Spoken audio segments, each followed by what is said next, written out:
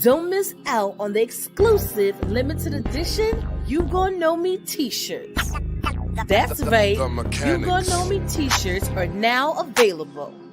Be sure to reach out to J-Dub the King to secure your very own t-shirt today. You can contact J-Dub the King via social media at J-Dub the King or through email at jdubtheking@gmail.com. But that's not all. While you're at it, make sure to keep up the hype by streaming the hit single You Gon' Know Me by J-Dub the King featuring Yuckmouth and Drew on all major digital platforms. Let's keep the momentum going.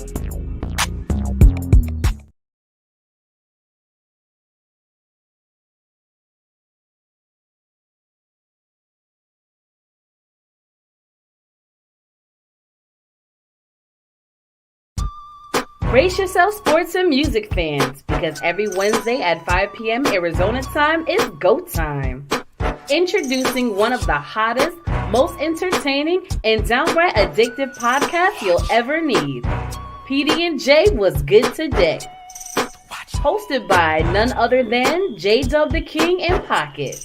These two dynamic personalities will keep you on the edge of your seat with their unique blend of humor, storytelling, and knowledge of sports and entertainment.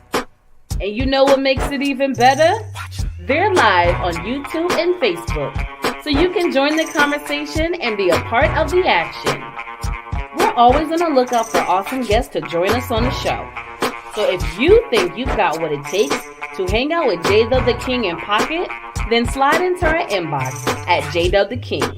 That's JDUBBTHAKING. And let's make some magic together. So what are you waiting for? You don't want to miss a single episode. See you on Wednesday. What's good, folks? What is good? What is good? Why are you so black? We some black people here today. Yeah, I don't know why are you so black. What is going on? Hold on, folks. That literally just happened. No, it's not that. It's not that. Yeah. Oh yeah, it is. Wait, no, that's not focused. Yeah, we gotta go out.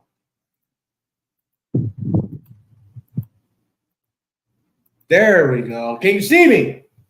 Can you see me? Can you see me? Can you see me? Oh, we still black. Yeah, You just not as black. You blacker than black. I'm Black Lives for Peace.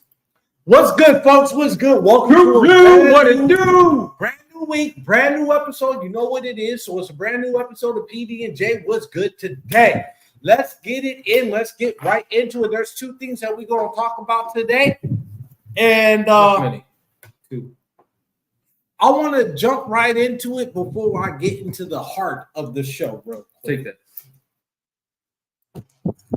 What? So, reason why I want to bring this topic up. Followed up. Reason why I want to bring this topic up is because it's becoming far too often that I'm hearing stories like this happen, right? You don't know, now you know. So let me bring it to your attention. There was a school lunch lady. Not going to name the school, but there was a school lunch lady that did her job, in my opinion, right? There was a 12-year-old middle school that came to school, didn't have money for lunch, but was hungry. The school lunch lady gave her a plate. Not a problem, right? Well, here's where the problem comes in. Her supervisor saw her do that and put her on a permanent suspension.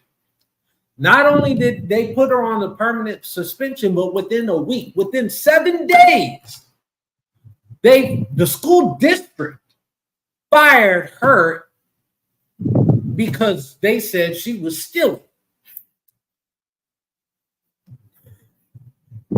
Reason why I bring this up is because it happens far too often where our children go to school hungry and they're not getting fed. I'm tired of hearing about, and this lady lost her job because she did her job. What is the problem? You okay over there? I'm choked up. Good one. That was actually a good one. That was actually a fucking good one. That was actually a good one. Feed the children, man. Okay, so the school is called Irvine Middle School. I think it's located in Colorado. I don't care where it's located because that's not the only time. This is what I'm gonna say. I don't care because I'm gonna put Rogers Ranch STEM Academy on alert because I'm saying it. There was a couple times where our son said he's seen the lunch people when they go through the line, they give them the food first. At the very end, they give their card, their ID card, which is where their money's located. And when they didn't have any, they took those lunches and threw them away. And what do? They stamp your child with a letter. They put a number or something on them talking about they need to pay. Man, let me tell you what happened in our school district. People got livid. How dare you write something on my child? That's okay. Reach out to me. Elementary, middle school, where we know that when they don't eat, their minds ain't right. They ain't going. Yeah, they're not going to get what you're trying to teach if they don't eat. So I mean, yes, they shame the child, bro. Yeah, they do it. And the crazy part about it is that, luckily, over the past 10 years, I'm going to say over the past 7 to 10 years, I've seen school district change policies on the way that they handle those. There's some school districts now that offer free breakfast, free lunch, even throughout the summer. Mm-hmm. Mm-hmm. Well, what's funny is during the summer, what they do, they have assigned schools where the whole summer they can get breakfast and lunch, and then on Friday they give them a little bit extra a basket or something for the weekend or something. And what's funny, I found out more about this because of the volunteer event we did at my job, and they were sitting there. They would put all this. We were putting the stuff together, and it was like just a peanut butter and jelly sandwich or bologna and cheese, not bologna, but ham and you know what I'm saying? Just a sandwich, a fruit. And something, a drink, a little like high maybe water, cookies or something. I get it. Yeah, and they put it together with a book and something like, and you put it together, and they would do that. They would deliver to different areas. This here is ridiculous because what's going to happen to those lunches anyway? They get thrown away. And here's and before I get to this comment, this is what I want to say of how I logically look at this. Right, us as American citizens, we're pay taxes. Right? They say that the tax money that we pay, it's a portion of the tax money that we pay goes to our public schools, right? So and here's the problem that I have. The Secretary of Education. Right? Yeah. So here's the problem that I have. You can go to a school board meeting and ask for the budget, but they won't give you the budget. Right? So you assume that your tax dollars are going for the building, the electricity, the water. Oh, did I mention food? So why are we charging our kids? No, let me rephrase that. Why are you charging the parents money for food to feed our children when it's supposed to already be allocated in your school budget? That's a key word, supposed to. Because I try to think about all this money that's supposed to be allocated. Remember, the teachers went on strike because they had to get.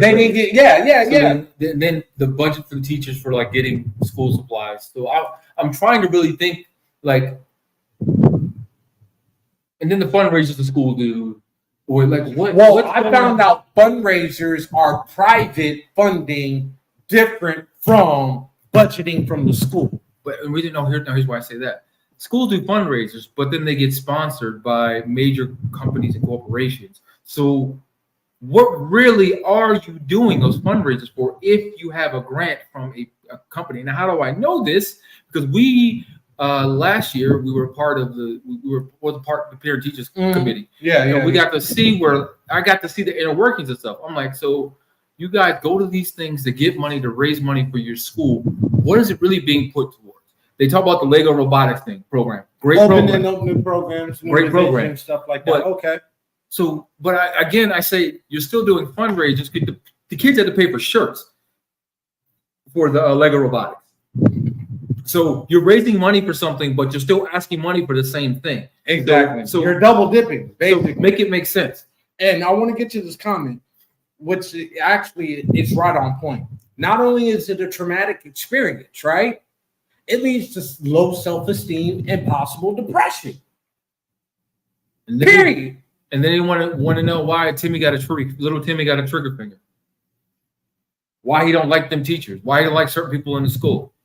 Because you put him in a situation, then you want to say, well, then what made me mad? What made me mad about this is you didn't even want to watch the video at first. No, but I didn't watch the video. But but the whole thing is, because I told you, I know the story. Yeah, because it's happening here where we live. Where we live, it happens. So I don't need to hear the story. But the whole thing is, what they always go back to, the district goes back to, they will say, well, the kids are sent to school hungry and the parents aren't taking care of it. I hate to tell you, you have my child for breakfast and lunch. So therefore, you should be providing at least breakfast and lunch while they're in your care. I shouldn't have to pay for it. I do, because I want to make sure that they're not shortchanged, no pun intended.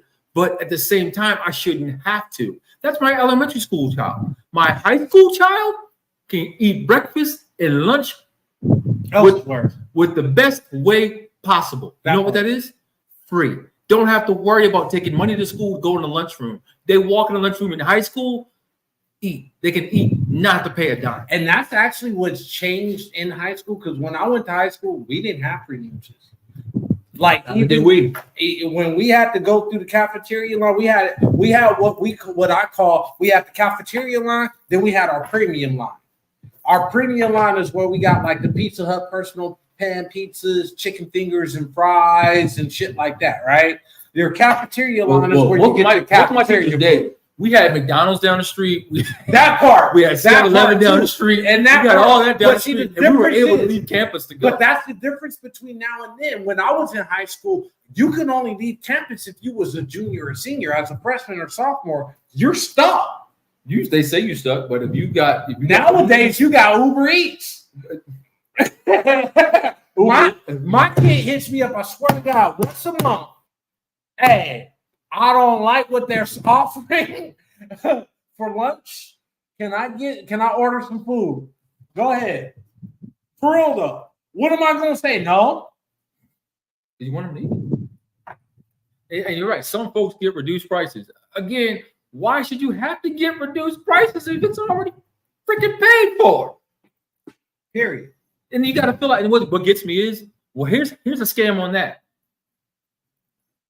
You have to qualify, but they want everybody to take the damn paper and do the survey, even if you don't qualify, so they can tell you don't qualify. I already know I don't qualify. Why do I got to take it? Because we get extra money for everybody that takes the survey. That makes no goddamn sense to me. That means if everybody takes a survey, everybody should be able to get reduced lunch. You know why they do that? It's a census report for the public schooling for funding.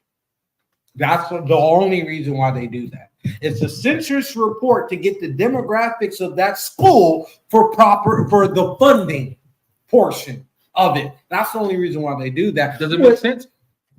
Which actually leads me to my next point. I know we wasn't going to talk about, but you talk about school boards, right? I saw this video that kind of upset me this morning. There was a 14-year-old girl that went to a school district board meeting, a school board meeting. You know what I mean? And they allotted her 3 minutes to speak. Okay? She had a whole speech written down. You know what she wanted to talk about? She wanted to talk about the curriculum that's going on within her school that's dealing with the transgender and binary culture movement. and how it's unfair to her and other students that don't want to be susceptible to that, and so on and so forth. To make a long story short, you know what the school board did? Suspender? Nope. They walked out on her in mid speech. A 14-year-old. A 14-year-old. The school board director and staff walked out on her. Can you believe, like, what is going on in this day and age of America right now? They talk about freedom of press, freedom of speech, and different type of freedoms that we have. First of all, with freedom of press, I'm going to say it like this. It seems like nowadays it's more like freedom of oppression. Or, like you said, freedom of pressure. I like freedom of oppression more because at the end of the day, they try to oppress your freedom of press. They try to oppress your freedom of speech. Let's talk about what's going on at Columbia University right now. When have protesting become unlawful? They're not destroying the campus. Last reports I heard, they wasn't destroying the campus. The only reason why they took occupy of that dorm was because professors got fired for saying you have the freedom to protest. 5 professors got fired. 50 students got expelled for protesting. Make it make sense to me.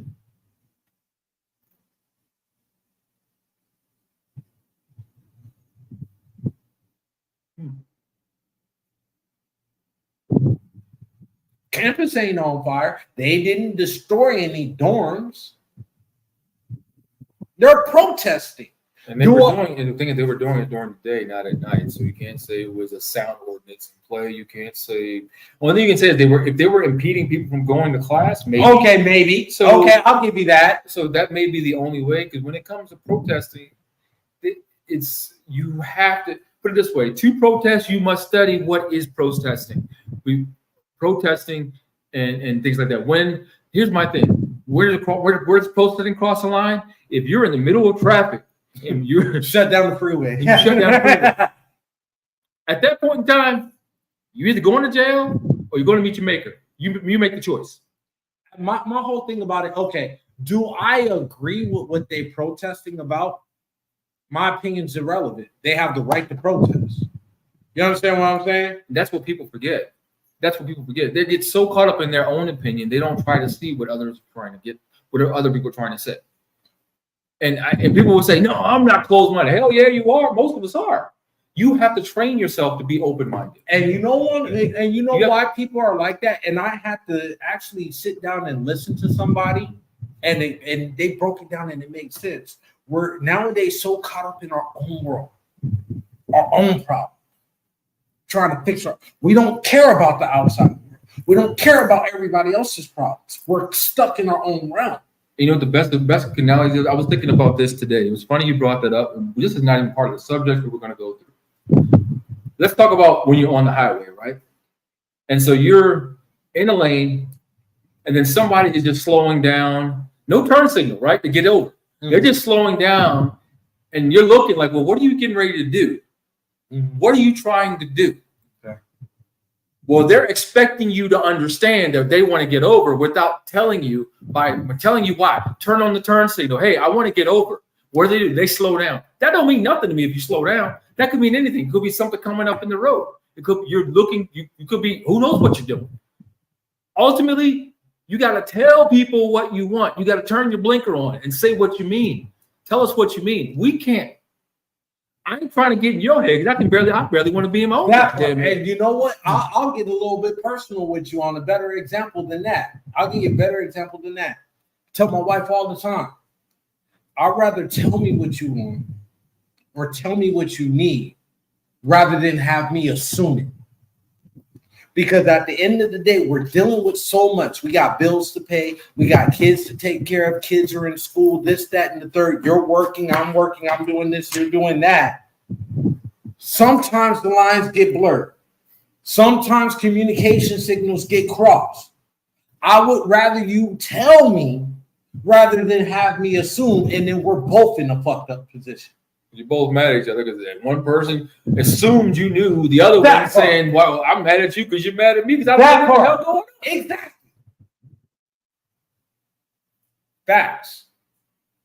So, I mean, at the end of the day, what is this world coming to where we can't feed our children lunches? Stop. They can't feed our children lunches. Okay, there. Because it again, like I said, my child is in your care 8 hours of the day. So therefore, you should be feeding them 2 meals, right? Breakfast and lunch. Unless they decide to eat breakfast at home. That's fine too. But if they don't, they decide to eat at school, it should be your responsibility to make sure they're fed. I'm already paying I'm already paying taxes for teachers' increases and this, that, and the other. You're getting private grants. Like you said, school board tells where the money's allocated. Give me a breakdown of what district's getting what school's getting what. So again, what day and age are we living in where our kids can't eat at school? What day and age are we living in where when they took the snap machines out the goddamn school? That's my man. They took the damn. You remember Fruitopias, bro? Oh, that shit was smacking back in the day. Oh shit! I remember the candy machine. The Snickers out of the candy machine is a different Snickers than you buy in the store. I don't care what anybody would say. That Snickers, it was something about that Snickers bar that hit the spot. You go to the 7-Eleven down the corner, it don't taste the same. There's something in the one in the candy machine that used to be in the school. Everybody get that A7. You talking about vending machines? Let me tell you something. Vending machines ain't vending machines no more. Man, nowadays, they got attitude machines. Nowadays at schools, if a school has a vending machine, and the only reason why I say it's got books. No. The only reason why I say if the school has a vending machine, because for example, Maryville High School, we have to take the vending machine. We used to throw niggas' heads in vending machines, so they took the vending machines out. I know there's a vending machine in school because Michelle Obama and her No Kid Left Behind. It's all healthy stuff in schools. Well, there's some schools that still have vending machines, but they're barricaded in that little box. Probably for teachers then. Because the kids ain't letting them go to the vending machine. So you ain't messing with shit. You know I'm right. You probably the same thing, man. The Snickers, the Jujubes, I'm going down memory lane. Woo! I used to hate Good and Plenty, but I would always get them from the machine because it's something about the damn vending machines, man. No, but for real though, like my people that's tuning in, please. Mike and Ike was one. Especially Red Hot. What was it? Boston Means. Yeah, I was back there. Oh my good God, I'm like, man. Used to hit back in the day. But somebody explain to me, please, if you guys know. Let me know, because I don't know, because it's not making sense. But what day and age are we living in where our kids can't eat at school? Our kids cannot speak their mind at a school board meeting that's affecting and impeding their education. What day and age do we live into where our college students can't protest what's right? Protests been going on for generations. Why is this one fucked up? Like, I don't get it. Like, what's really fucking going on? Alexander. That was back in the day. Oh man, I taste that bad boy. Now I gotta go find some penny candy. I gotta go find the penny candy. They ain't penny candies no more. Inflation. Huh? So, moving on to our next subject, and before we do that, check this out. Hey, you. Me? Yes, you. Are you ready to take your brand to the next level? Hell yeah! GLM Designs can help you with just that. Word? From laptop skins? You lying! Promotional flyers? Yo, son! Promo videos? I need that! OBS Twitch overlays and backgrounds. Hey, yo, let me get that. Professional one sheets and so much more. Oh my God. Please visit our website, I want it right now. GalleryWorld.com today to check out our designs. Get it! Follow us on social media at Gotta Love Me World. GLM Designs are here to take care of all your graphic needs. No. I don't want that shit. You fucked up, Pocket. You fucked up for that. I ain't no. You are fucked up for No. that. Man. God damn. Exactly my fucking point. You are fucked up for that one. I don't like you no more. I'm going to the room. Upper room. You want that one? Because I ain't fucking with it. Man. Woo! I still got to get home. Yo, this motherfucker is Pocket is a motherfucker. If y'all haven't known for the past 2 years that we've been doing this, Pocket's a motherfucker. He mad. I'm gonna put you on something. So for Easter, the Easter Bunny brought me Matsui whiskey. Y'all remember the baseball player Hideki Matsui? Yeah. He got a whiskey that's made in a wine cask. We just popped it open, and brother man, let me tell you. Oh no, I'm good. I'm good. I'm good. It's good. It's real good. I'm about to put it on ice though because it's not good warm. I tell you that now. It's not. It's horrible. It's not horrible. It's because you ain't good. You ain't stepped up to the good stuff, man. This here, nasty. You gotta have it on ice. You gotta have it chilled because this bad boy, like you taste the wine aftertaste. And I had to stop for a minute. I was like, "Ooh, I can't do that right now. I can't do that right now. I'll be talking to the." He almost gave me the masters. fucking concussion earlier today. I hope y'all, if he's slurring, y'all know what it's from, and it's not from the alcohol. I'll tell you that right now. This man. Why are you telling my secrets? Because you knocked the fuck out yourself. I don't know if you knocked sense into you or you knocked the shit out you. I have 6 senses. I got 2 now. Hey, bro, you knocked. Hey, I don't know what the fuck you did. Did that part. Anywho, next subject. Anyway, so if y'all haven't heard about this next subject over the past 48 hours, sorry for you. We'll give you the update. Charlotte, North Carolina. No, we're not talking about David Tepper, so don't even. What the fuck? No, we're not talking about that. We're not talking about the restaurant incident. We're talking about something that's more important. So in Charlotte, North Carolina, I'm sad to say 5 people lost their lives. 1 U.S. Marshal, 1 U.S. Marshal, 3 officers, and the suspect. So, what happened was U.S. Marshals went to go serve a warrant.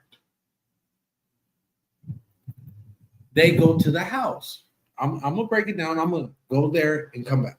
Stop being so dramatic and get to the story. No, I got to. We got to set this up. They go to the house. Shootout happens. 5 officers get hit. Suspects killed. Wait, I'm gonna say this right now. Remind me, if I need you as a witness on the stand, you ain't getting on the goddamn stand. You left out a whole bunch of shit. I'll get back to it. So, like I said, 5 officers are hit, 4 are dead, suspects killed.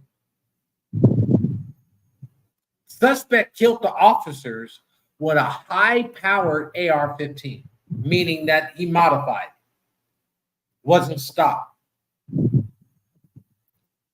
Here's the problem that I have with the story, and this is the reason why we're bringing it up. Are we being under-policed? Or are we being over-policed? Now, let me break this situation down and let's give it a narrow scope and then give it a broader stroke. In this situation here, shut up, no Diddy.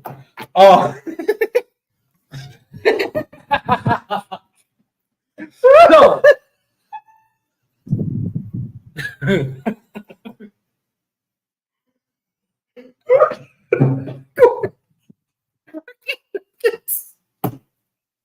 I was trying to stay serious. You said it like, what? You don't give it a broader stroke. What the hell are you talking about? So here's the thing that I have a problem with.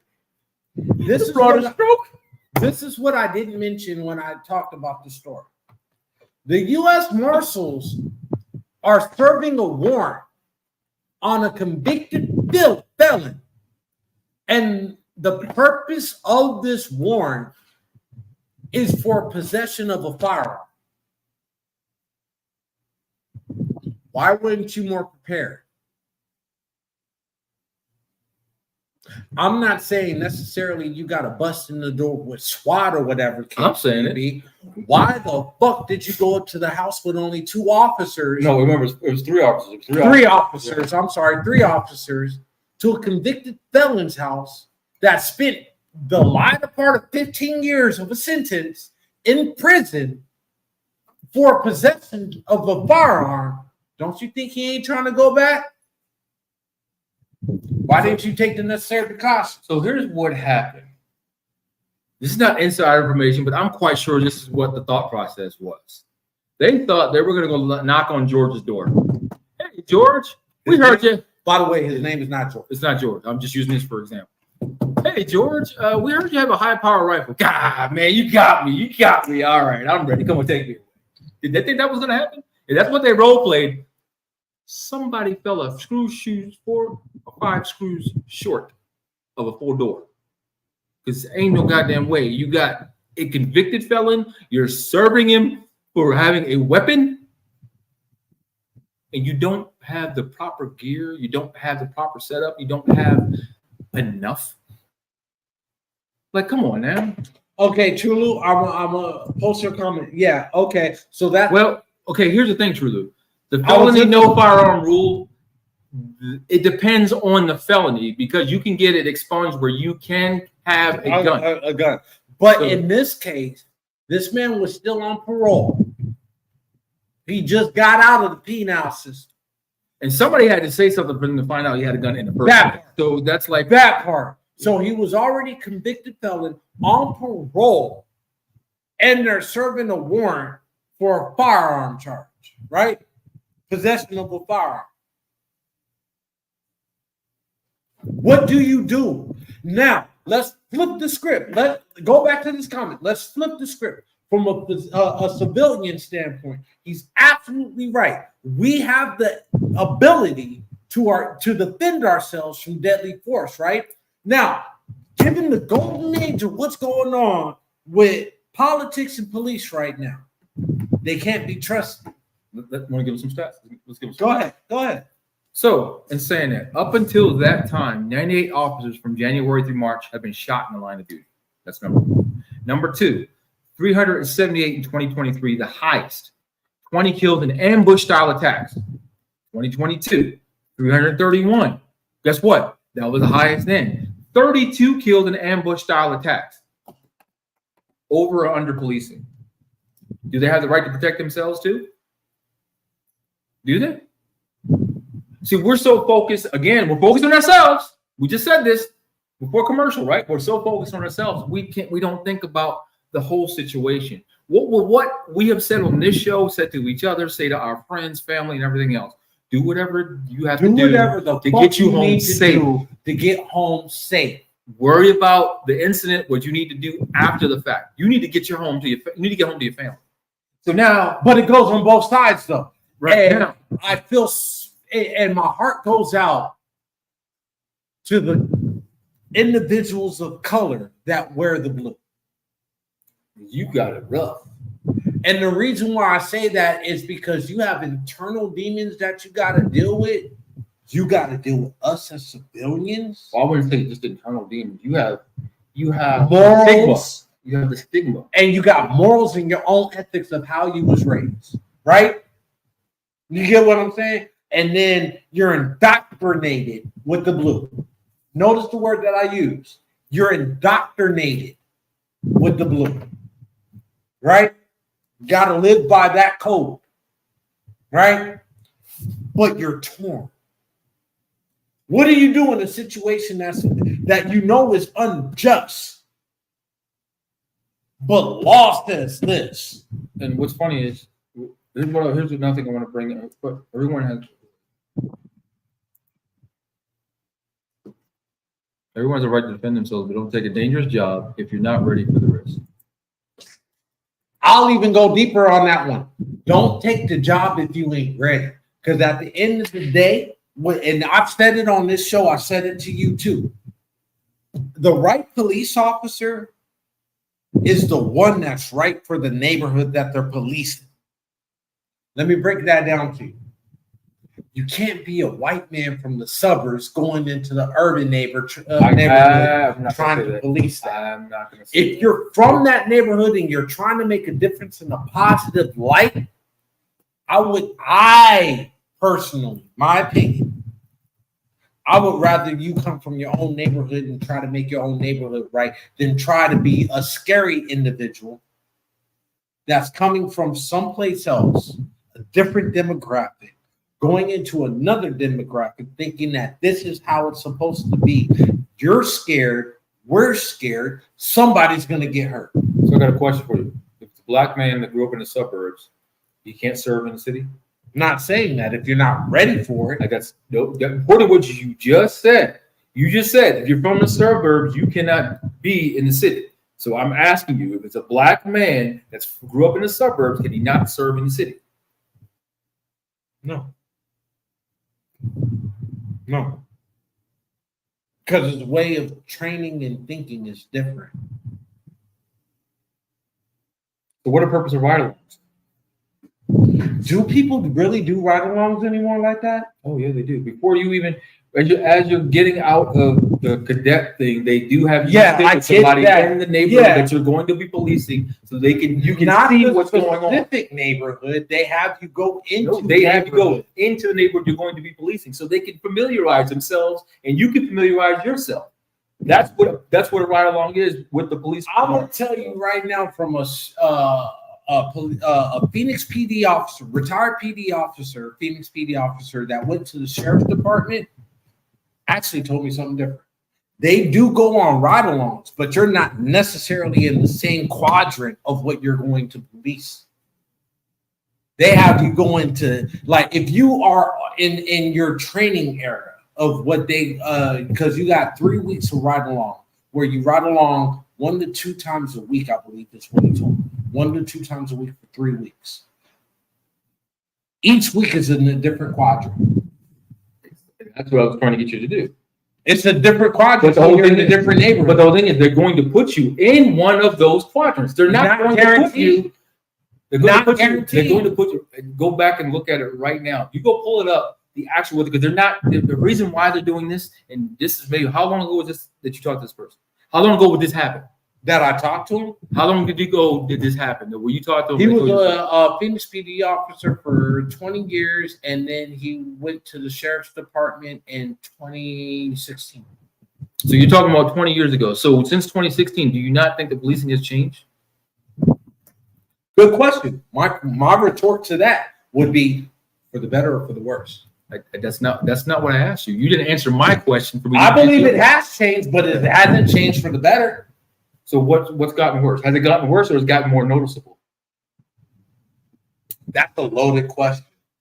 Of course, it's gotten more noticeable because it hasn't gotten worse. Canadian. So it hasn't gotten worse. It's been the same thing. Better. It's been the same but thing. It hasn't gotten better. Has it not gotten better?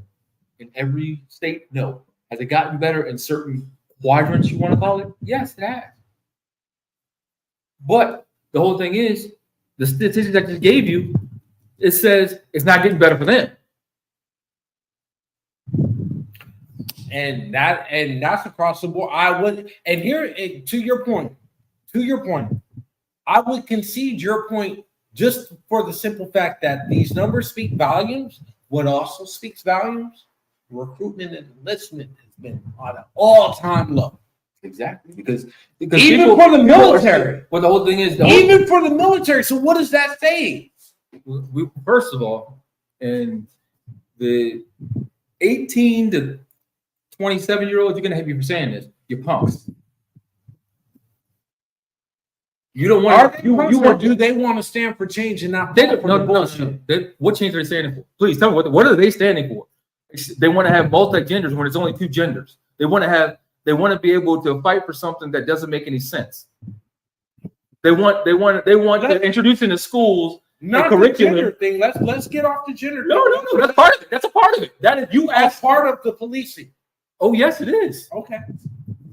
You don't believe it? I don't agree with that. No, I don't. Go back and take a look. There's people that are scared to identify with what they want to believe and be a police officer because they'll get dismissed, disowned, disbarred from the police department. And that same thing happens in the military, even with the don't ask, don't tell policy. There is no don't ask, don't tell policy anymore. No, exactly. That's the point that I'm trying to get. They don't have the don't ask, don't tell policy, but it hasn't been one since '97. And women are still getting downfalled and demeaned and raped and let's talk about gender equality. Going into the military in this day and age. Speaking about gender equality specifically, I see why I saw the all-time low. It's not being accepted. Do I agree with that? Not my opinion. What's not being accepted? Okay, so going based off what you said as far as I just asked you what's not being accepted. I'm going back to what you're talking about as far as gender equality with the military, right? When they have to don't ask, don't tell policy, they abolish that, right? Let somebody that's I don't even know what the political term to say on this one. I'm going to say transgender. That's the best way I can say. Let a transgender person enlist into the military. Do you think they're going to go through more hell or less hell than a woman? Isn't that what we just said was a part of the reason for it being an all-time low? Yeah. Okay, so, but then you tried to say that wasn't a part of it. It is a part of it. It's the biggest part of it. That's the point that I'm trying to make. Like, part of the reason why police enlistment and military enlistment is at an all-time low is because of this day and age, a generation of what we're living in as far as America. Like I said, when you're going back to the first segment, when we can't feed our kids, even going to what my niece, your daughter said, dealing with the binary movement and transgender and LGBTQ plus whatever it is, like America's fucked up. We don't even know who the fuck we are. I hate to say it, it's not just America. It's just that we're the ones at the forefront. We're the last domestic power. Okay, I'll give you that. So they want to with that. And what's funny is they want to put us at the forefront. Let's talk. I'm going to bring this up as a point. So do you realize there has not been that much quote unquote shootings going on? School shootings, mass shootings, going on. Okay. Here in the United States that we know of. Now, that's not good. That's not the caveat. Let's just go with what I'm saying. Okay. Reason why I'm saying this. What just happened in Italy and in France no later than 2 to 3 weeks ago? The stabbings? You're talking about the stabbings? And shooting. There was a shooting too. I didn't hear about the shooting. There was a shooting in Italy. I heard about the stabbing in Italy. No, that was in France. Yeah, there was a shooting too. Oh, I didn't know about that. I knew about both of the stabbings, one in Italy, one in France. But but you know what they did? What did they do? They brushed it under the rug, and guess what? The prime thing was on the news. Oh, well, you know, back in Italy, there was a mass stabbing, and 4 or 5 people were murdered by one person. But anyway, let's get back to the story of Diddy and what's going on with his stuff. Interesting. So, but let it be America. Another mass shooting in Phoenix, Arizona, where 15 people were shot in the mall, in Arrowhead Mall. Shooter stopped by bystander. Wow. We need gun control. Well, why not life control? You know what is funny that you bring up the gun control and we talk about the Charlotte, North Carolina incident, right? My wife brought up the aspect, and valid point that she made, because we see it happen across America throughout the time. The government, our government, would not intercede until it affects their own, right? This is what I have to tell you. This is what I have to tell you. Wait. Let me say that. No. Or do they? Now go. Now, when it comes to gun control, when it comes to war on drugs and shit like that, she's right. Like, when the crack epidemic hit our culture before it hit the white community, they didn't give a fuck. They didn't give a fuck. As soon as their kids was on coke, drugs, drugs, this, that, and everything else, all of a sudden, a war on drugs, and we're going to get rid of the cartels and all this other bullshit like that, right? Here's the thing. When it comes to gun control, it's a different subject. It's a touchier subject in this land of America. Tell you what, because there's too much money flowing through it. Here's the reason why. You want to say, oh, well, Congress and the Senate and the president and federal government, they're not going to do nothing until it affects their own and it steps on their fucking doorstep. Well, Gabby Gifford got shot in the face at a rally 5 years ago. She was in the Senate. Keep going. Nancy Pelosi's husband got beat to a pulp, got pistol whipped 5 times. Keep going. I don't think they're not getting it yet. So let's keep going. Let's go back in history. Give them a little history. They tried to assassinate Ronald Reagan. They assassinated JFK. They assassinated Abraham Lincoln. I mean, I can keep going. So when you talk about gun control in America, they don't want it. That's Too much money. They don't want gun control. And until you can face that fact, then here's the 3-step rule. You face the fact that they don't want to have gun control in America. Well, Then you prepare yourself. Then you train yourself. Now you're ready. But not only that, here's another thing you gotta have to think about. We talked about this. I thought you were gonna go here with that. But when it comes to gun control, the money that's involved, that's why nobody wants independent billionaires in the Senate, in Congress, in office, period. You know why? Because that means the filibusters that are out there, they can't be controlled by that money. They already got their money. They don't give a damn about that money. They got their own jets. They got their own everything. They don't care. They don't want to be paid. They just want to straighten this country out. And when you start doing that and have a bunch of them in office, guess what starts happening? All those big NRA and all these other filibusters, oil, Tesla. I'm going there. Apple, Samsung, all of you big companies that control the law now can't control nothing because they don't want your money because they got their own money. They're self-made. And they're businessmen, so they know what it takes to get things right. You don't want that's the greatest fear of this country. It's not the color of your skin. It's the fact that you're self-made and you get in office, they get scared. And going back to why we brought all of that up into the Charlotte, North Carolina event, when we see a normal traffic stop and you got 5 officers on one person, we call that over policing, right? And in some cases, that's justified in saying that. Why do you need 5 officers for a normal? I get it, right? But for the police sake, why the fuck would you go to a door with 3 officers to serve a warrant for a convicted felon That you know has a firearm. Make it make sense to me. Like you're serving the whole thing. You're serving the. Like at the end of the day, I don't condone police rights. I don't condone the boys in blue, that blue blood of what the underlying, not the laws, but the underlying laws behind it. They're self-proclaimed protection laws. That part. I don't condone that. But I don't condone taking a life. Purpose. But who's to know when it's purpose or not? I don't condone taking a life at all. Unless it's imminent danger. That part. That's why I said purposely. Because at the end of the day, if you're threatening my family's life or my life in an immediate danger aspect, I'm going to take yours.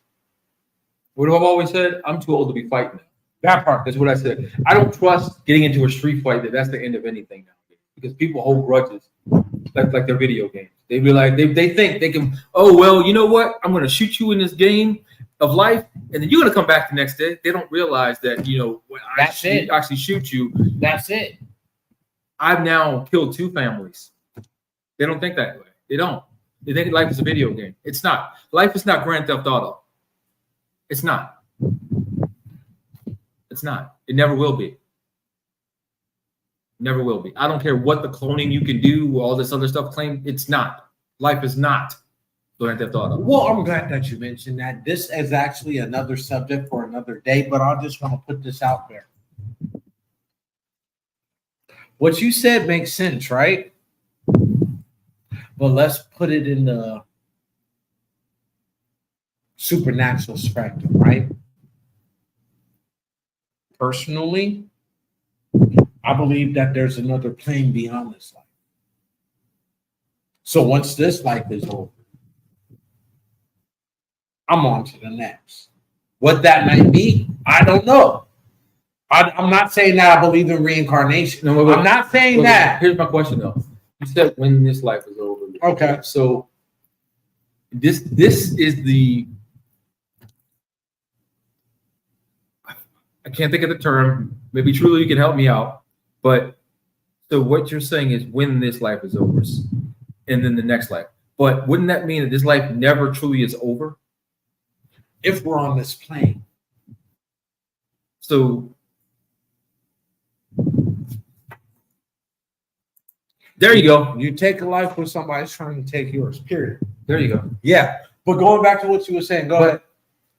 And the reason why I say that, because the thing that spiritual people struggle with, okay, they will say reincarnation, right? I don't believe, and that's the thing. I don't know if it's called reincarnation. I don't believe in the term reincarnation. Just like some women don't believe in submission. I don't believe in the term of reincarnation in itself by definition, but I do believe that there's another chapter, another plane. Look, we're LGBTQ friendly, right? So I'm going to say men too. I had to say it. Men too, because some of y'all. Oh shit!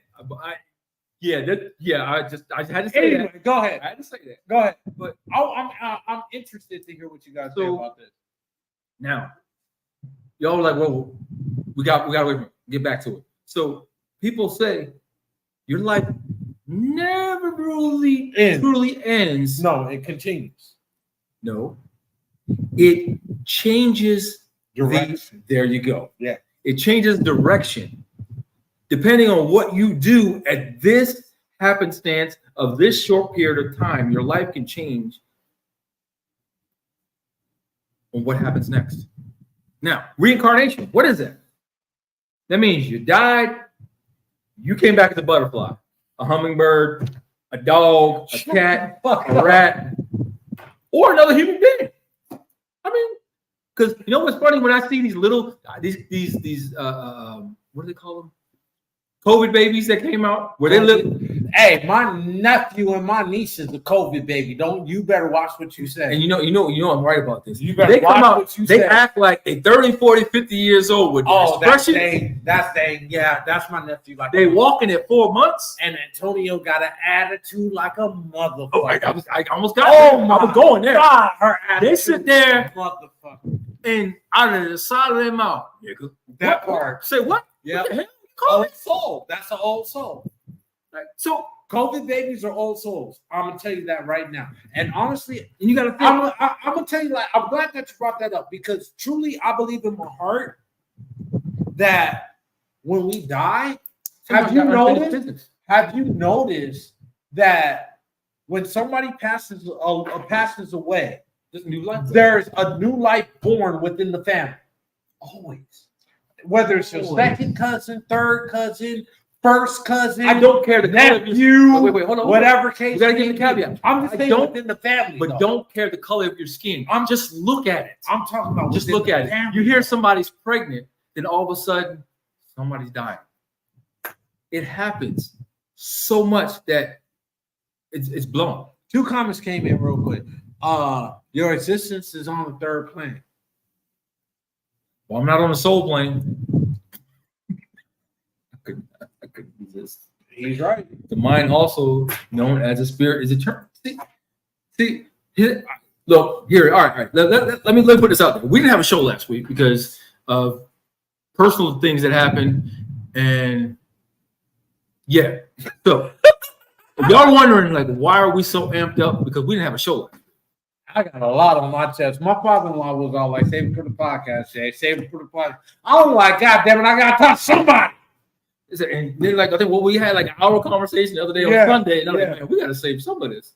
And this is honestly, we only had really one subject, and y'all saw it in the caption for the what was it? And we only touched on it. Like we really touched on it. Like we really wanted to go into depth about the Charlotte, North Carolina shit, but apparently that's not what was in the plan. Whose plan? Wasn't our plan. Don't know whose plan, right? We just going with what is flowing right now. Now, I like this comment. I'm going to go back to this. The mind, also known as the spirit, is eternal. So I got a question for people. Is it okay to be spiritual but not religious? yes. Absolutely. Does anybody understand why I asked that question? Absolutely. Do you understand why? You know why I asked that question. Absolutely. I'm spiritual, but I'm not a religious person. Now, I'm very spiritual. I know about my higher power. I know it exists. Do I know who it is? That's the question. so But I'm not a religious person. So I'm now, not. here comes the second question. Here comes not the second one, the second statement. Second statement.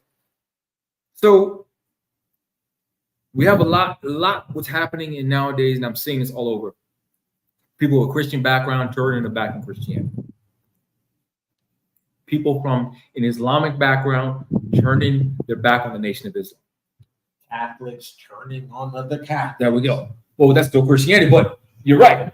Catholics turning on other Catholics. Like, let's be real. People, Vatican got exposed. people trying By to Russia. expose. Russia exposed the Vatican, and y'all ain't paying attention to the shit. And we brought it up. The Vatican got exposed by Russia. Everybody want to call Putin an enemy and this, that, and everything else. That motherfucker know the truth. But they call Netanyahu an enemy. I'm not going there. I'm not going to go there. I'm not going to go there. I said the name. Look it up yourself. That's what I'm going to say. Look it up yourself. Good old Nettie. Look him up yourself and understand. And understand. That's all I'm going to say. Look him up yourself and understand. Because if we start talking about it, we'll get that violation we got the last time we brought it up. And they shut us down. And they shut us down temporarily. They didn't stop us from streaming, but they shut that particular stream down for a reason because of who we mentioned.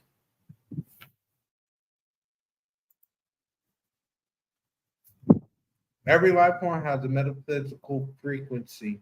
The vibration rises and lowers, at which point the Physical manifestation transfer.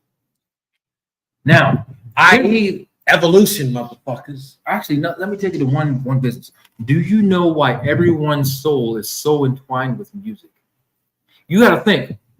I got a question for y'all. The vibrations and the frequencies. I got a question. See, you got a question for y'all. Who, when they clean their house, cleans it with no music? Not looking at race. I asked who. Got another question for you. No, hold on. I got another question for you. No, before you go to that second question, I'm gonna answer that first question. And I'm glad that you brought up race. Because I don't know no race that doesn't clean without music. All right, ready for the second one? Ready for the second one? I just don't know. Like I've dated white girls, I've dated Koreans, and every last one of them play music when they clean and cook. I didn't see you took the second. Actually, you took the third one with the cooking. Now, second question: who, when you are out and about and you're taking you're exercising, who doesn't listen to music? And you're exercising, Working out in the gym. Doesn't matter in the gym, at home. Who doesn't listen to music? The Peloton people. Actually, that's wrong because guess what? You go look at Peloton and they got music going. They got a trainer too, who's actually playing music. Bingo. So when we talk it's about not turning the backs on the institution, it's turning the backs on the people that's inside of the facilities during or manning the institution. I'm gonna say this. We talked about that book, The Church Can Go to Hell. If you haven't gotten it, go get it, right? Staying right there with this comment.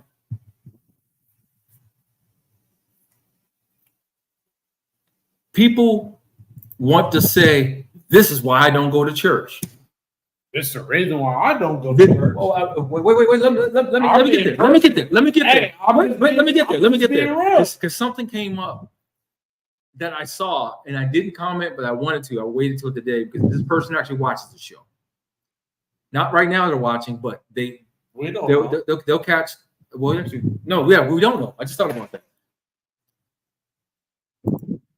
We have another thing where people say, "Oh, I'll never move back there because of what happened."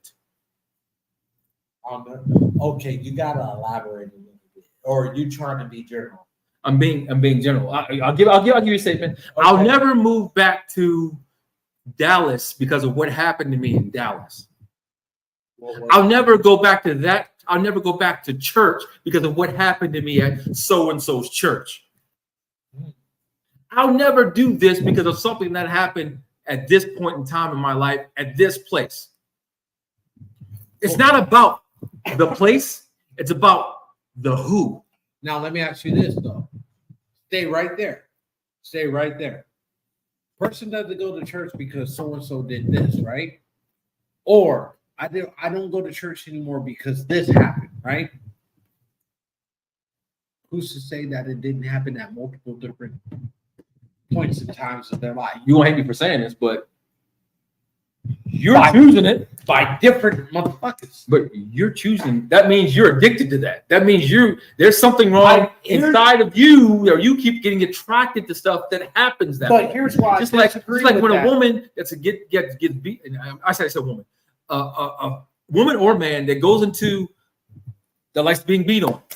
They don't want to admit it. That's not where I was going. But no. The thing is, because what happens? They look for that. They look for the same traits over and over again, trying to figure out why do I keep falling into the same MO? What is going on? Well, what I'm specifically saying is this: personal experience, right? You go to a church, find out the pastor's having an affair with the assistant. Then they publicize it, put it out in the forefront that he's getting a divorce from his wife and marrying his assistant. You don't want to deal with this and that again, so you go to find another church, right? Let's say you find another church. Now you find out that the deacon done had a 20-year-old affair with. You got 4 kids and got a kid that with the mistress, this, that, and the third, right? You got a mistress with a now let's just say not because of church purposes, but because of life purposes, you move out of state. So you're not familiar with the area. You're looking for a church. What do? You get recommendations, right? You go to a church. Go to 5 churches. Spirit's uneasy, or you see the same signs of what you saw before, and this, that. So what the point of what I'm trying to say is, like, in this day and age of what they call the congregation, why do you blame somebody that's looking and see the bullshit and that don't want to deal with it? I got a question. Where is the real church? Real church is within you. Only some know that. Only some know that. So what are you going to these buildings for? Fellowship.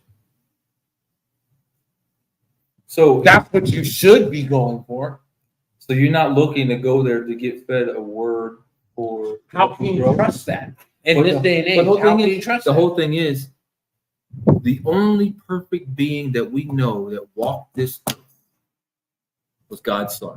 As far as who you want to call him, God's Son. It's the only perfect being. So to sit there and openly judge someone just because they're not living to the standard that you want them to live to. Okay, let me stay right there. Stay right there. There's a word in there that I just used. Did you catch the word? Yeah, I caught it. Stay right there, though. Stay right there. Doesn't the word in the Holy Bible say that as a follower, you are just as guilty as the false prophet, right? So if I'm in a church where The pastor, let me finish. Wait, you said false prophet. So how do you characterize a false prophet? Okay, I'm about to give you that perfect example, at least my perfect example. How do you stay in a church that teaches against idolatry, that teaches against adultery, that teaches against polygamy, that teaches against fornication, everything of that nature, right? But you're fornicating with your goddamn assistant. You're having an affair. You're adulterizing with your assistant. And then when you get caught, now you want to bring it to the congregation. And now you want to divorce your wife in public. She didn't even know. That's the fucked up part about it. She didn't know what was going on. Okay, so I'm gonna tell you something about women's intuition. They know. I not as far as the divorce is what I'm talking about. Not as far as the affair is what I'm talking about. What I'm talking about, she didn't know that they're divorced. Exactly. But the whole thing is, so you had an inclination, but you didn't know that on a third Sunday, that's supposed to be Children's Sunday, you give a word about adultery and fornication, and then in the same breath you're gonna say, "Oh, I'm divorcing and serving your wife with divorce papers in church." Here's what's funny: God will never give you a word that He knows you're not familiar with to preach to the people. Think about that. Think about that. God will never give you a word. Every congregation is going to have his issues. The thing is, do you have a problem with the information Of course being taught? Of course. That's the key right there. Because here's the thing. I can walk into a church. My spirit will tell me if you need to leave or not. You're absolutely right. You just got to pick the right time to walk out. And the right time could be right away. It happens. I tell you right now, I used to live in Vegas. I've told you this before. I walked in the goddamn churches. Me and my wife. We walked into we were looking for a church, right? We in Vegas, right? Before we found a church that we went to consistently before we moved back. We went to 2 other churches, right? You know what made me walk out? Just guess. Living in Vegas. Just guess. Slot machines. They had slot machines in the lobby. Not saying they don't have some here in Arizona somewhere. They probably do. I don't know, but I know I saw it for a fact in Vegas. I'm about to say in Vegas, they got slot machines everywhere. They have slot machines in churches. And if you hit for over $100 or more, guess what? Oh, they're taking 10%. They taking 10%. Because they don't know if you're coming back. And actually, they don't even care. You could be a member. They still taking 10%. Ooh, I like that. I like this. We can receive the word at home, in the park, at the family. You're exactly right. And the reason why? It's biblical. We can say it. Why? Because when there's 2 or more gathered in his name, what? He will be present. He will be there. And like I told you, church is within you. It's not a fucking building. And here's the thing, what I want to understand about the church. When we say church, people are like, oh, you're talking about Christianity again. No, we're not. I know the Western Dictionary of church, what it says, but I'm giving you my definition of church. No matter what your background is, the church is within you. The temple is within you. Matter of fact, in the Bible, I'm not sure if it actually says church. It does say the temple. If I remember correctly, the temple is mentioned quite a bit as being within you. Oh, the body is your temple. Time out. Ooh, time out. There's a difference. Tell them why. There's a difference between the church and the temple. Tell them why. Temple, in my opinion, is like what's the word I'm looking for? It's a sovereign land. If you get what I'm saying. It's untouchable. When you walk into my temple, you got to take your shoes off. You got to be respectful. You got to the whole 9 yards, right? When you walk into a church, what is it? It's a fellowship. So actually, you know what? Let's do this. So we talked about what a church is, right? Here's what they put for temple. This is how biased this is. A building for religious worship, especially in religions other than Christianity. Why? Other than Christianity. Why? But the word temple is it makes mentioned perfect sense. Oh, mind blown. But the whole thing is, it's not the Bible. The word temple is more used in church. We're a Western society, Western culture. It's not the Western society thing. Breaks it. That's what I get from that. When you So say that last part though. But here's the thing: what does it say? The next thing, a group of buildings in Street London. So that's not Western culture. But that's European culture, right? Going back to that first definition, though, let's stay right there on that first definition. What did you say? A building for religious worship, especially in religions other than Christianity. Go back to that first part. A building what? Religious worship. Oh, religious worship. That's a tip of what they said, right? Didn't finish that off. Especially in religions other than Christianity. So it's Why not the is thing. that? You're not stopping at the first part. You got to go to that second, especially in religions. Exactly. Other than Christianity. They throw that in there. No, not you Christians. You can't say that. You can't use that word. Though it's in your Bible, you cannot. But let's break down the word of Christianity. When was it established? When was that word established? After Christ did what? When was a temple established? Before Christ. There's a difference, my brother. There's a difference, but it's not Western society. That's when you go and say Western. It's not. I just told you right there what it considered it. It literally goes back to a definition of something that happened in London. That's not Western. Yeah, they came from London over here. They came to Spain over here. Screwed up stuff. We go to the building to get the feeling of togetherness and unity. It's a place where we come together at peace. We should be able to be at peace. We should be able to be safe. But break down everything of what Trulu just said. We go to the building. Break it down into one word. I said it. Fellowship. It's exactly. Fellowship. But here's the thing. Exactly. But here's the thing. I can't agree with the peace in that safe because guess what? The most drama. No, it's actually not nowadays. It's been going on. It's been happening for years and centuries. The most drama happens in the worship place. The most calamity happens in the worship place. You know why? Because you have so many sinners of different sins in the same building. Adultery, fornication, glutton, the 7 deadly sins. They're all under the same building. So you can't sit there and say, there's peace here. There's not. There's so much unrest. They're coming to get a word to just preach to that spirit that they have of discernment. They want to get rid of it. So what do? They go to that building thinking the pastor's going to preach about it. Well, you know what he's preaching about? He's preaching about, no, he ain't preaching about money, but he also preaching about, no, he's not preaching, he's asking for money. He's preaching about the sin that he's doing. That part. Nowadays. Now, back in the day, what the preacher preach about? Whatever word God spoke to him about, which was different week to week, because you know what God said? My people are hungry, my people are hurting. I need you to speak to them about this. What's happening right now? My people are hurt, my people are hungry, but you ain't right. You need to speak on it to get yourself right. That's what's happening right now. That's what happens right now.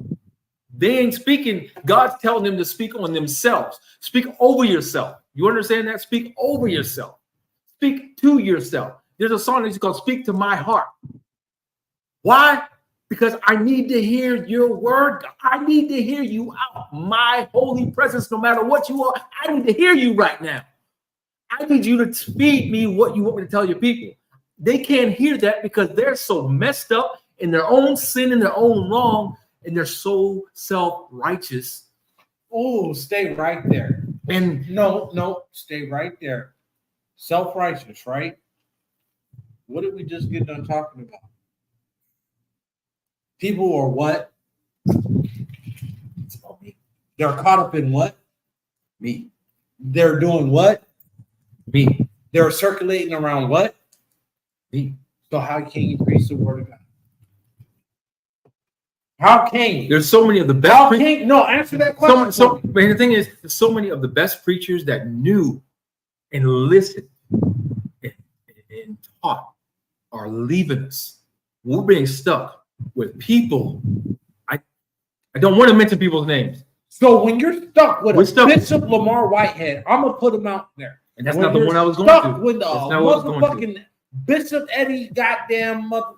You know who I'm talking. When you're stuck with, and people gonna hate me for mentioning his name, but I'm gonna mention his name right now. When you're stuck with individuals like PD&J, who's lost in his own life, Who got lost at some point. He wasn't always he's that way. lost right now. He's lost now. He wasn't always that way. I'll give you that. I'll give you that. Creflo Dollar's another one. And They're lost in their own way. And I'm going to get backlash for this. I'm going to backlash with Jamal Bryant. But okay, so mentioning all those, right? What did I just say? When you're caught up in what? Your own self. When you're doing what? For your own self. When you're preaching for what? Yourself.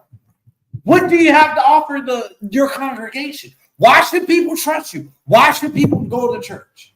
You know what? Why? Can you answer that question for me? You coming from a God-serving family. I hate to say it, but it's on you to figure out what's best for you. It ain't on me to tell you what's best for you. It's not on him to tell you what's best for you. It's not on us. It's not on your wife, your spouse, your husband, your children. It's about you. Now, I'm going to flip this on another end. No, men, right there. you need to lead your household. Go back. On what's best for the household. Because what's happening is the households are faltering. Now, before you even touch on that, go back to the first point about self and the whole thing about it. When you talk about doing what's best for you, you miss the point.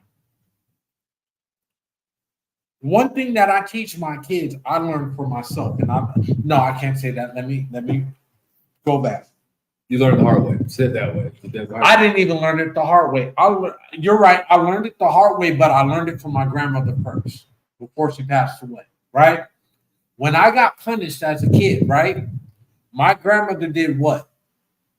She made me read the Bible front to back, study that, right? So there's certain things that I got from it, right? My point of what I'm trying to make is that if you're a spiritual person that has found religion, notice what I just said. If you're a spiritual person that has found religion, right? Study that religion. You understand what I'm saying? Study that religion. Because when you study that religion, you have a self-purpose. When you have a self-purpose, you can't be taught differently. So if somebody comes abroad you that's trying to stroke you differently, no diddy, you know how to move.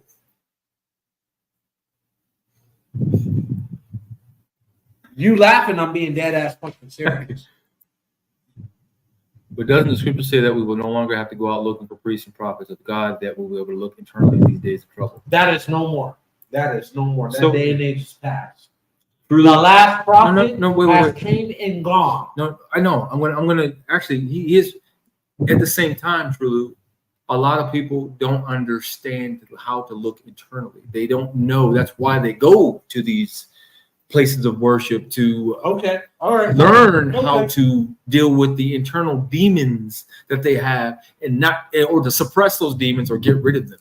Now, are they really demons, or are they really just not appropriate in today's age? But isn't that what a demon is? No. Let me rephrase it. Okay. If self-love is a demonology, right? Loving thyself. I'm just throwing this out as an example. If loving thyself is a form of demonology, why is it not being taught against?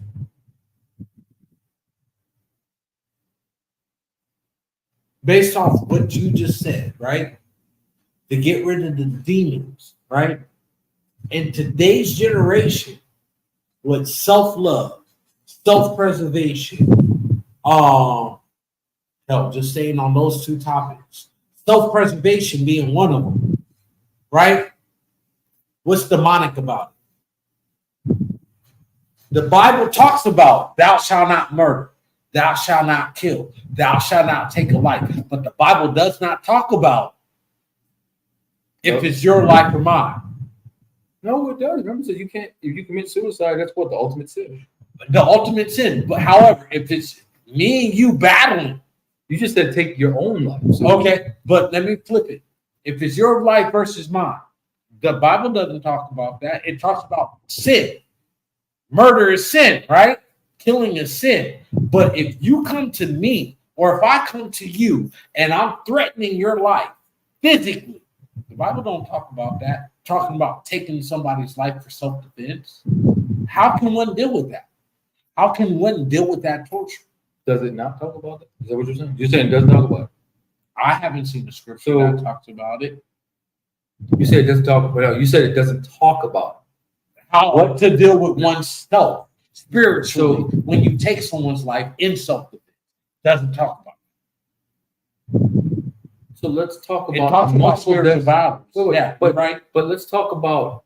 You said don't talk about it. So let's go back to between the two brothers, Cain and Abel. Mm-hmm. One killed the other out of jealousy. Out of jealousy, and then asked for what? Did he ask for forgiveness? Did he truly? He didn't ask for forgiveness. Okay, right. That's the okay. When you're gonna love this one. Oh shit! I can't remember his name. Daniel. So remember, he struck down the giant. David and Goliath. Oh, David and Goliath. Yeah, David. Okay. I can't call him Daniel. David and Goliath. He killed the giant. We could talk about Meshach, Shadrach, and Abednego too, or Daniel and the lion. You brought up Daniel. Let's talk about Daniel and Lion's Den. Well, actually, you know what Daniel? People always focus on Daniel Lion's Den, but do you know Daniel had a lot of other trials he was put through to find out that he was worthy. I was really getting to David and Goliath. I don't know why I said Daniel. Maybe that's why. But David and Goliath. Let's talk about that. He killed the giants. Was he struck down? Was he murdered for sin? What happened? What was happening at that time with David and Goliath? Why did David have to go against Goliath? What preceded that to happen? David had to do what? Defend who? Himself and the nation.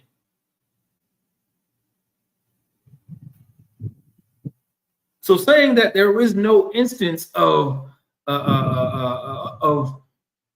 murder happening in the murder. We're going to get into no. The murder is all in the Bible. It is, and there's instances of it. And then what ended up happening after David did that? He cried.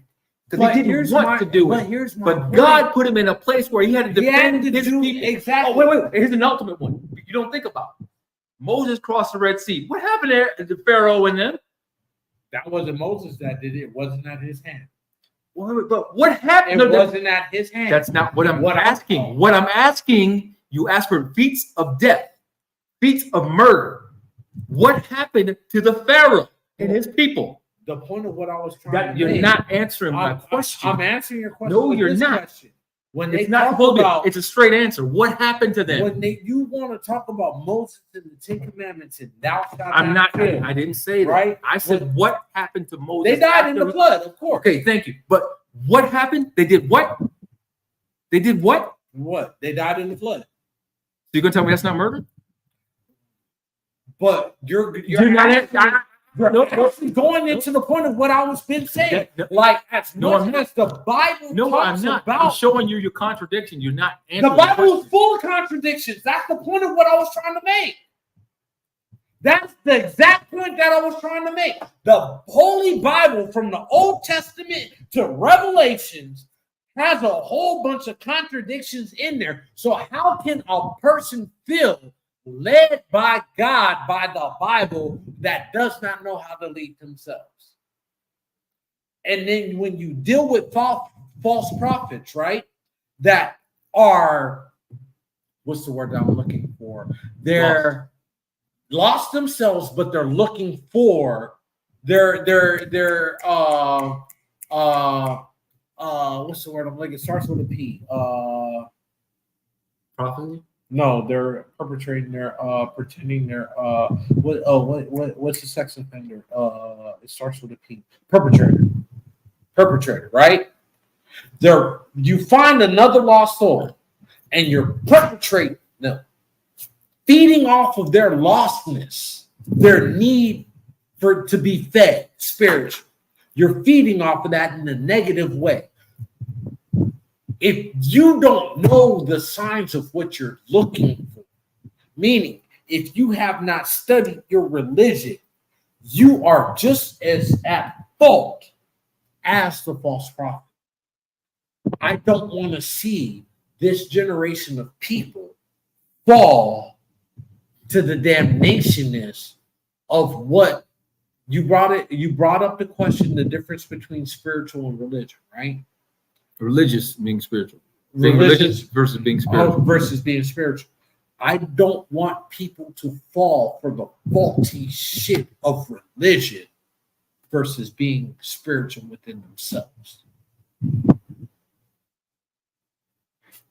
Being spiritual, like the best way I can explain it to you, when you're born, right? Some people, not all, but with some people, you're born with that inclination. I shouldn't kill my mother and my father, right? You're born with that inclination. It's in your DNA, right? Some people, not all. Dang it, Trulu, you're proving my point. You're proving my point. Stop. Remember when Moses killed a slave master that was beating a slave one day? Yes. Matter of fact, you know what? I'm glad you mentioned there's a 3-part series on Netflix that talks about Moses that my wife and I watched, and she was eye-open for a lot of things she didn't even know Moses had done. Are you serious? Yeah. Because what happens is people get focused on Moses being the chosen sugar-coated now. No, it's not sugar-coated. What I'm saying is, depending on how or what background you are, they always talk about the feats of Moses. They don't talk about the struggle. Of course. They don't talk about the 40 years of struggling. Not even that. 40 years of starvation. Not even that. How he had to be shunned away from his own family because he was going to be murdered. Yeah. As a baby, they were murdering the boys because the Pharaoh was scared because he knew there was an uprising. Not even. Oh, I'm glad that you brought that up. I don't want to go there. I don't want to go there. I'm glad that you brought that up because we're not going to talk about. You're talking about Moses. Let's talk about King David. No, let's not even the Bible story of King David in his coat. You understand what I'm saying? You brought up Cain and Abel. Bring up King David. You know why I don't bring up King David? He's one of the top controversial figures in that Bible. You know the other one is King James. No, Moses. No, the other. No, Moses. The other. Right here. This is why.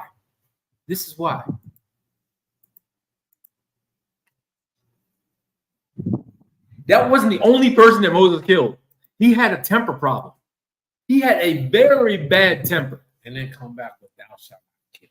That's what I'm talking about. Like, when do you determine when you should kill or when not? When is it appropriate? You know what? I'm going to say this. When is it appropriate? I'm going to say this, and you're gonna laugh at this. You're not making that determination. That is your higher calling that's making that determination. When you need to defend his spiritual child. So what do you call a sex pedophile that murders a 12? You just called it. A sex pedophile that murdered a 12-year-old. I call him done. I call him steak. Well done. Okay. There's certain people that just can't get to the pearly gate. They're gonna knock on the door to Simon Peter, and he's gonna like, what the hell are you doing here? You in the wrong line, bro. Well, my heart, yeah, your heart is in the wrong place. You murdered the innocent. I'm not going to say that. I shouldn't have said that word. I should not have said that word because you know why? You said the Bible is contradictory, but go look at every death that happened. There was something innocent in the lesson. There was something innocent. People want to look at, you can say the Bible is contradictory, but there's something innocent in each one of those lessons. There's a lesson to be learned in every one of those parables that's in the Bible. I'll give you that. But there's no discernment with the preachers that are nowadays, because they stay away from those. They don't want to talk about them because they, although they've been taught, most of them went to theological school to understand. They don't want to talk about it because they don't feel that's going to be the fire that builds. No, it's not that. One thing that I found out once you graduate theology school, right? And you go to pastor your own church. This happens in the Catholic Church. This happens in the Catholic Church. This happens in the Baptist Church. This happens in the Pentecostal Church, the synagogue, the Vatican. What happens is when you go to open up your own church, right? You get funded specifically through one source. But here's the thing. That is definitely not true. Here's the thing. When you get funding to open up your own church in your building, they have bylaws. They have bylaws. Bylaws of what you can and cannot touch, what you that's not the bylaws. The vision of the Bible. I understand. You're talking Catholic. 9 times out of 10, when you're starting a church, you have no funding. You don't unless you get funding through the Catholic Church. Exactly. If you come through Catholic. Now, here's the thing. You have no funding. But what can happen depending on who your covering is as you open your church? You just don't. Now, there are people who go out there and just open a church that have no covering. That happens. That happens. That happens. That's not normal. This day and age is normal. But that's not what you're supposed to. Exactly. You're supposed to have a covering. What does it mean? You're supposed to have someone that oversees your church. You're supposed to be ordained by someone. They ordain you as a pastor or whatever have you. And then you go to open your church. You're still under them. And they come when you open your church to actually do like when you're supposed to have your house blessed as a Christian. Have a minister come in and bless your house. As a Christian. I don't know. A lot of y'all don't know that. Oh, shoot. I didn't know that. Matter of fact, I want to take one. As a practicing of Islam, you're supposed to have your covering come bless your home. No matter who you are, they're supposed to come bless your home because you don't know what was in that home before you got there, regardless of new home or not. You don't know who built your home with evil spirits or whatever. You come in, they're supposed to come in there and bless whatever evil spirit, eject it. Get out of here. That's what's supposed to happen. Have we gotten away from that? Hell yeah, we have. Hell yeah, we have, because we don't know who to trust. I bless my own house. And a lot of us have that within us to do it. But those of you that don't, those of you that don't. You're right. I don't trust a pastor to come in unless I've known you. And even then, if I know you, I might not trust you. Yeah, but as far as if I move into a new place, hell, bro, even the place that I'm in right now, I bless my house once a month. You know what's funny? I'll wake up in the middle of the night. I will wake up at 3:00 in the goddamn morning. And I swear to God, I kid me, my wife will tell you, I will walk around the house, blessing the house, blessing everybody in the house, asking for protection. Like, I know what to do. I'm entrusted to be the head of my household, right? I'm not going to take that trust and bestow it to somebody else. I'm just not. I want to. Pastors and preachers only convey the words. How your spirit receive the word is between you. Bingo.